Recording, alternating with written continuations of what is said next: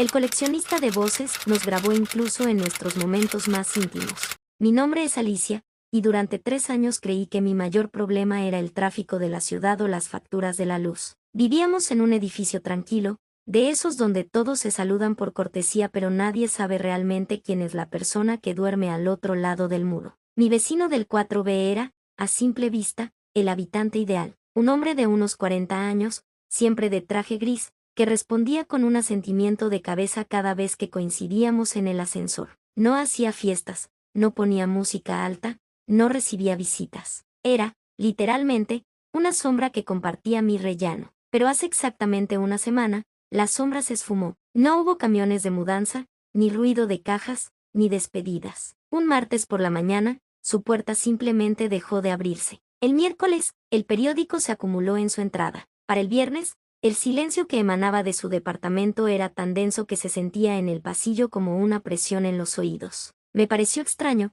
pero en el ajetreo de mi vida con 2 hijos y un esposo que viaja mucho por trabajo, simplemente supuse que se había ido de vacaciones o que había tenido una emergencia familiar. Qué estúpida fui al pensar que algo en esa desaparición era normal. El lunes por la mañana, el administrador del edificio, el señor Vargas, me abordó mientras yo salía a dejar a los niños al colegio. Estaba visiblemente nervioso. Me explicó que el inquilino del 4B había desaparecido sin pagar el último mes y, lo que era más raro, sin entregar las llaves. Me pidió un favor, como yo era la vecina más antigua del piso y tenía una buena relación con él, quería que lo acompañara a revisar el departamento antes de llamar a un cerrajero oficial. Necesitaba un testigo por si había daños o pertenencias de valor. Acepté, pensando que sería una pérdida de tiempo de 5 minutos. Entramos con la llave maestra. Lo primero que me golpeó no fue un olor, sino la falta de él. El departamento no olía a rancio, ni a polvo, ni a cerrado. Olía a nada. Estaba vacío. Pero no vacío como cuando alguien se muda y deja marcas en el suelo o agujeros en las paredes. Estaba vacío como si nunca nadie hubiera puesto un pie allí. No había muebles en la sala,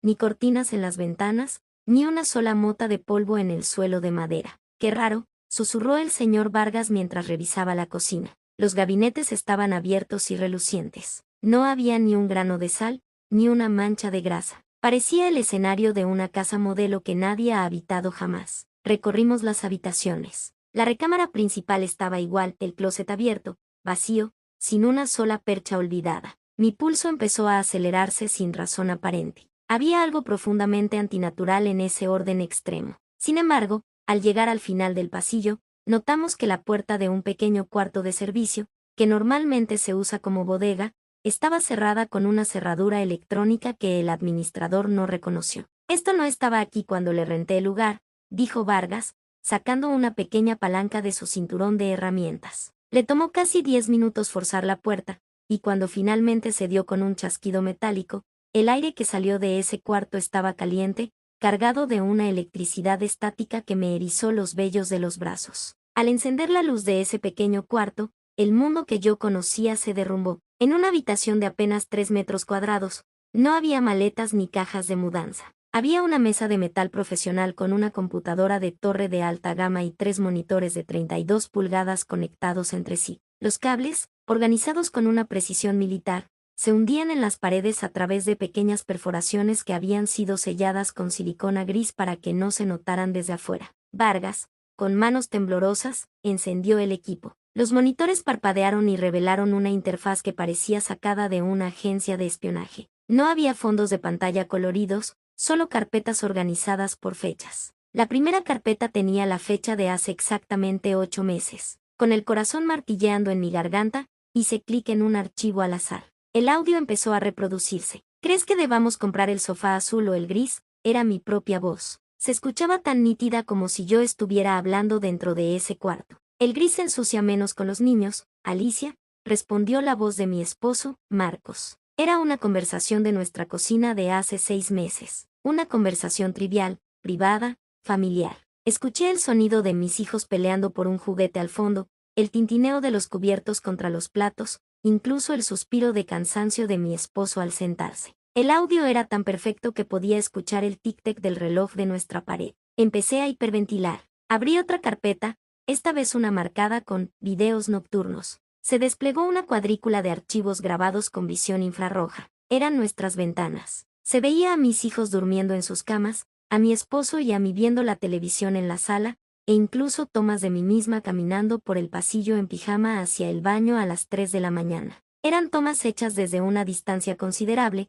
probablemente desde el edificio de enfrente, con una lente telescópica de grado profesional. Llama a la policía, Vargas. Llámalos ahora, grité, cayendo al suelo porque mis piernas ya no podían sostenerme. La policía llegó en menos de 20 minutos. 2 agentes de la unidad de delitos tecnológicos se quedaron boquiabiertos al ver el equipo. No eran micrófonos de juguete comprados en internet. Eran sensores de vibración láser instalados directamente en la pared que compartíamos. Esos dispositivos no necesitan un micrófono físico, leen las vibraciones de las ondas de sonido en el yeso de la pared y las convierten en audio digital de alta fidelidad. Por eso podía escucharnos desde la cocina hasta el baño. El oficial a cargo, un hombre canoso que parecía haberlo visto todo, me miró con una mezcla de lástima y preocupación. Señora, esto no es un acosador común, me dijo mientras tomaba fotos de los cables. Este equipo cuesta decenas de miles de dólares. Los servidores tienen una capacidad de almacenamiento masiva y están conectados a una red satelital privada. Quien haya vivido aquí no estaba usando el Internet del edificio para subir estos datos.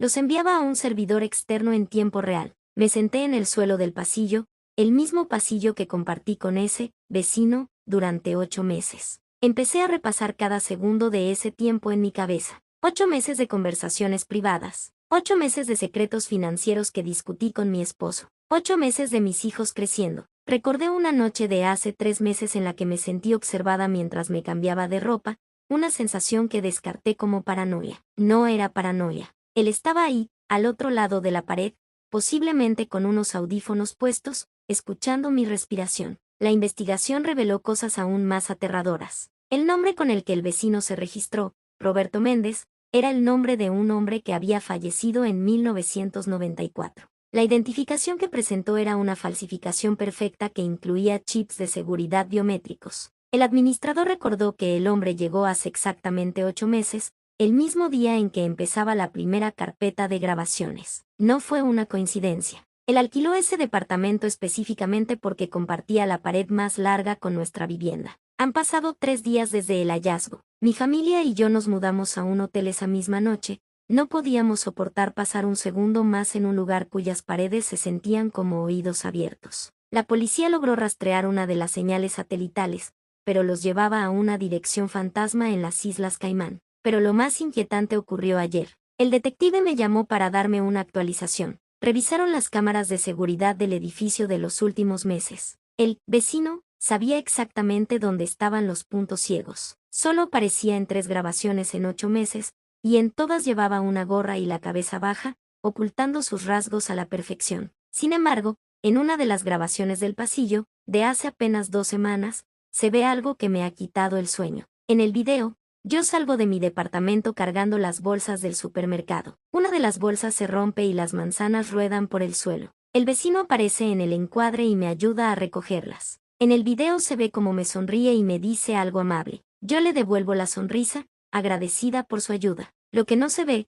pero que el detective notó al ampliar la imagen, es que el vecino tenía un pequeño Auricieler invisible en su oreja izquierda. No me estaba ayudando por cortesía, estaba calibrando sus sensores. Estaba comparando mi voz real con la que escuchaba a través de las paredes para ajustar la fidelidad de sus grabaciones. ¿Quién era? ¿Para quién trabajaba? Mi esposo es un ingeniero en una empresa de telecomunicaciones, pero no maneja secretos de Estado. Yo soy una simple administradora. No somos ricos, no somos poderosos. Y sin embargo, alguien invirtió una pequeña fortuna y 8 meses de su vida para saber que cenamos, de que nos reímos y que nos asusta. La policía dice que el departamento fue limpiado por un profesional. No dejaron huellas dactilares, ni un solo cabello, ni rastro de ADN. La computadora fue borrada de forma remota en cuanto entramos al departamento, aunque logramos rescatar esos pocos archivos antes de que el sistema se autodestruyera. Hoy, mientras miro por la ventana de mi habitación de hotel, me pregunto si el hombre del traje gris está en el edificio de enfrente, mirándome con sus lentes de largo alcance. Me pregunto si el nuevo vecino que tendré cuando finalmente nos mudemos de ciudad será realmente quien dice ser. Pero sobre todo, me pregunto qué fue lo que escuchó en esos 8 meses que lo hizo decidir que ya tenía suficiente y que era hora de desaparecer. La pared ya no es una protección, Es un transmisor, y ahora sé que el silencio absoluto no existe, siempre hay alguien escuchando, esperando a que digas algo que no deberías. El vecino se ha ido, pero su sombra se ha quedado grabada en cada rincón de mi mente, recordándome que, durante 8 meses, no fuimos una familia, fuimos un experimento.